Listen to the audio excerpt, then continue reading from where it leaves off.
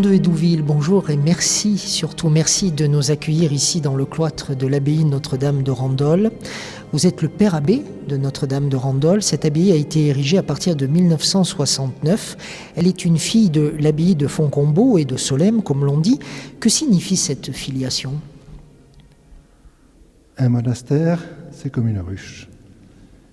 Lorsque la ruche est trop nombreuse, une reine s'en va et emmène une partie de la ruche pour en faire une autre. Un monastère, c'est la même chose, et que la vie de famille ne pouvait pas plus s'y développer trop aisément, alors une partie de la communauté s'est déplacée jusqu'en Auvergne. En Auvergne, parce que Monseigneur Lachanoni nous y invitait, et nous sommes implantés là. La communauté est arrivée dans les années 70. L'abbaye, elle a été créée à partir de 1969 avec les premiers coups de pioche, comme l'on dit. Ça, pourquoi oui. le choix de ce lieu particulier ? La question est bonne. Voulant venir en Auvergne, et dans le Puy-de-Dôme particulièrement, nous avons d'abord cherché, bien sûr, une ancienne église, un ancien monastère. Il y en avait tant en Auvergne. Nous ne l'avons pas trouvé qui soit disponible, soit qui ne soit pas taxé par de visites par les monuments historiques, soit d'autres choses. Alors nous avons pris le parti de construire.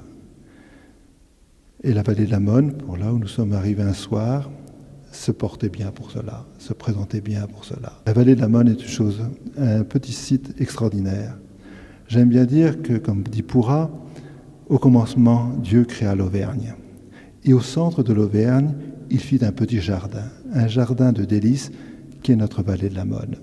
Et la vallée de la Monne, c'est aussi le village de Randol, un village qui a plus de 1000 ans, 1500 ans d'âge, où il y avait une vie chrétienne extrêmement développée, profonde. Ils étaient très pauvres, mais ils vivaient en communauté.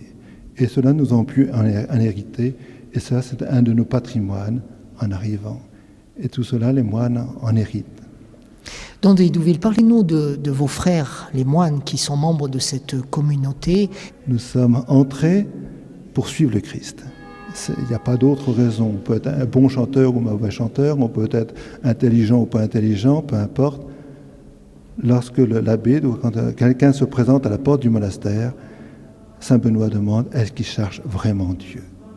Et donc c'est cette recherche qui est l'âme du monastère. Et Dieu, on le trouve par le Christ. C'est lui qui est venu nous parler du Père, et c'est par lui qu'on va à Dieu. Qui sont les frères, vos frères, qui sont autour de vous ? Nous sommes une petite quarantaine, de tous les âges. Le plus âgé, je crois, à 85 ans, le plus jeune à 22 ans. Et nous avons tous des caractères différents, nous venons tous de régions différentes, et cela, il faut du temps, peu à peu, pour que ça soupisse, pour que comme dit l'hymne de la Décasse, que les pierres se frottent les unes les autres, se polissent les unes des autres, pour arriver à quelque chose d'harmonieux. Notre journée la journée ordinaire commence à 4h30 du matin, c'est le réveil. Et nous faisons toute notre journée concélébrée, je veux dire, que quelqu'un vient frapper à notre porte et nous dit « Benedicamus Domino » et nous répondons « Deo gratias ». En fait, vous dites merci dès le début de la journée. Effectivement, dès le début de la journée, nous rendons grâce à Dieu. Et 25 minutes plus tard, nous commençons le premier office, que nous appelons l'office des vigiles ou de matines, qui consiste principalement à réciter les psaumes. Saint Benoît veut que les moines récitent les 150 psaumes chaque semaine. Et l'office des vigiles est composé de 12 psaumes, longs ou courts, et que nous disons. Après ça s'agrémente d'un certain nombre d'autres pièces, d'hymnes ou de textes de l'Écriture. Après les vigiles, un petit temps, ce sont l'office des laudes. L'office de laude consiste au lever du soleil, qui fait le pendant de l'office des vêpres, qui est à la tombée du soleil. Après les laudes, chaque moine prêtre va célébrer la messe en silence, puis un temps d'action de grâce, un temps auquel on vit avec le Seigneur que nous avons reçu en nous. Personnellement, Père de Hédouville, vous êtes moine depuis 40 ans, disiez-vous ? 40 ans, oui. Depuis 40 ans, cette même récitation, cette même répétition, comment vivez-vous justement le fait de redire systématiquement les mêmes choses ? Les 150 psaumes chaque semaine depuis 40 ans, et d'autres le font depuis 60 ans ou plus. Les psaumes, c'est un dialogue avec Dieu. Oui, si vous prenez le texte, il y a des tu et des moi et des toi qui reviennent sans cesse. Moi à toi, Seigneur à moi, Seigneur. Et donc c'est un dialogue très intime. Alors il y a des jours, bien sûr, où on est fatigué, il y a des jours où c'est un peu machinal, c'est vrai, il y a des jours, mais dans l'ensemble, tout ça nous rentre dans l'âme. Toi, Seigneur, moi, Seigneur, toi, Seigneur. Et puis aussi les autres aussi qui rentrent dedans en troisième partie. Père de Hédouville, restez avec nous quelques minutes. Nous nous retrouvons dans un instant. L'abbaye Notre-Dame de Randol date des années 70, nous le disions tout à l'heure. Elle a été dessinée par les architectes Louis Piessa et Paul Monnoyeur. Un moine, le père Georges Rétoré, a beaucoup œuvré à cette construction. Il y a quelques semaines, devant nos caméras, Paul Monnoyeur et le père Georges Rétoré se sont retrouvés. Nous avons cherché d'abord si nous pouvions restaurer une ancienne abbaye. Mais malheureusement, dans le diocèse de Clermont, c'était impossible. Les abbayes anciennes ou bien étaient détruites. Le père abbé avait décidé de construire l'église. C'était un acte de foi, évidemment. Et on a construit une partie de l'hôtellerie, et en même temps, qui a permis d'héberger les premiers moines. Les premiers moines sont arrivés en 71. Moi, j'avais encore des fonctions à Fongombro, je suis arrivé en 74, comme célérier, c'est-à-dire économe, chargé de l'organisation. Tout aussi à ce titre-là que je participais aux constructions. Mais le cadre que les architectes nous ont offert est tout à fait conforme à l'idéal monastique, de par sa simplicité, de par la distribution des lieux et tout. Et nous avons en particulier le chœur de l'église, qui est le chœur des moines, avec les stalles, qui est très propice pour l'office divin. Et nous trouvons Dieu, vous voyez, non seulement dans la construction, mais aussi dans la nature, et c'est très propice à la contemplation. Comme contremaître.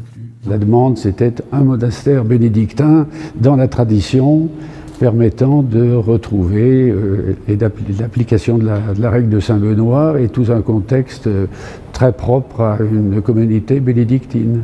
Les monastères traditionnels bénédictins sont quand même assez connus, ne serait-ce que d'une manière l'ivresse, parce qu'en France, il y en a quand même de nombreux exemples, il y a quand même des choses extrêmement classiques, donc c'est un point qui est relativement connu quand on a fait des études d'architecture.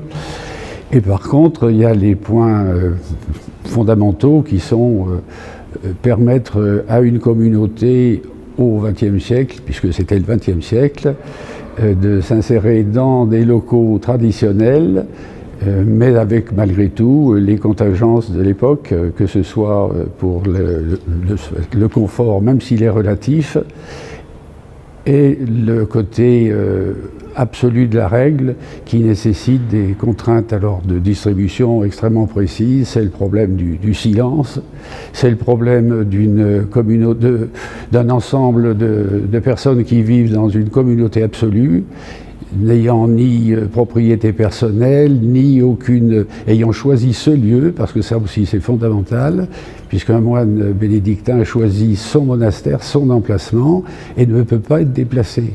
Donc si vous voulez, on sait qu'il est a priori installé là, à demeure, ce qui nécessite évidemment d'en prendre compte, et je crois que c'était quand même une des données fondamentales, quoi.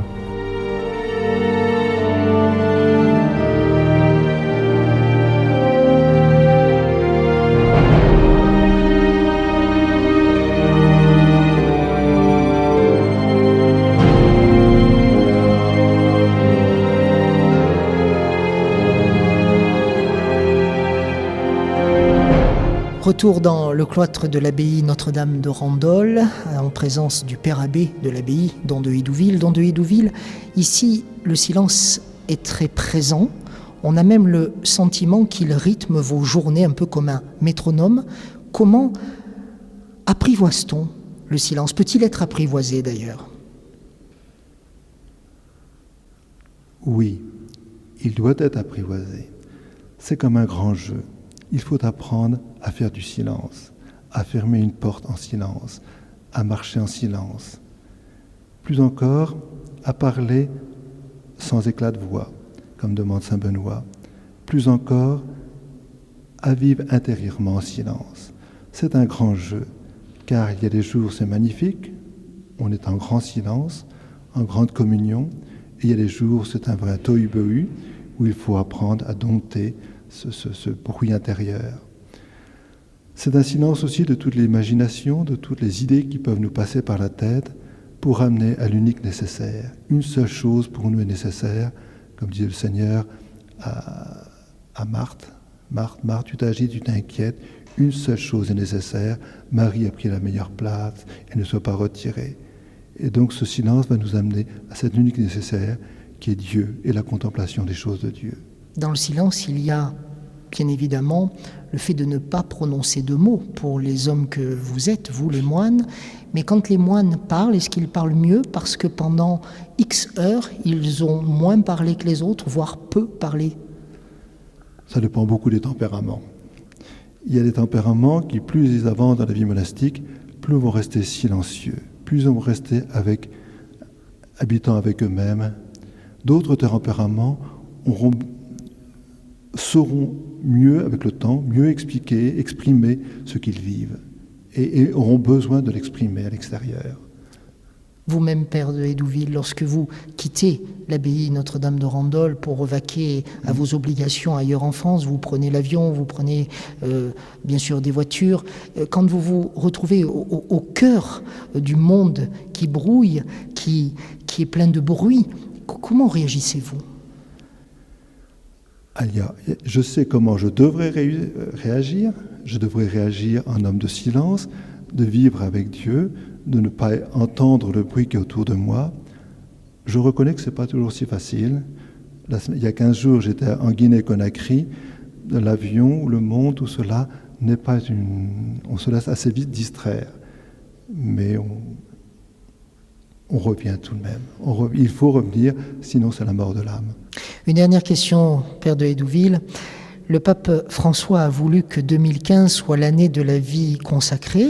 Les religieux sont des consacrés. Comment recevez-vous cette proposition du pape ? Avec une grande joie, avec une grande action de grâce, car nous sommes consacrés. Nous avons consacré notre vie à Dieu par les vœux d'obéissance, de stabilité, de conversion de nos mœurs. Nous lui avons tout donné. Et le pape, sur toutes ses petites interventions, soit la lettre qu'il a écrite au consacré pour le premier dimanche de l'Avent, ou ses petites interventions à l'église Sainte-Marthe, comme il fait tous les matins, nous redonne du sel pour cette vie que nous aimons, mais nous avons besoin de toujours nous rafraîchir dedans.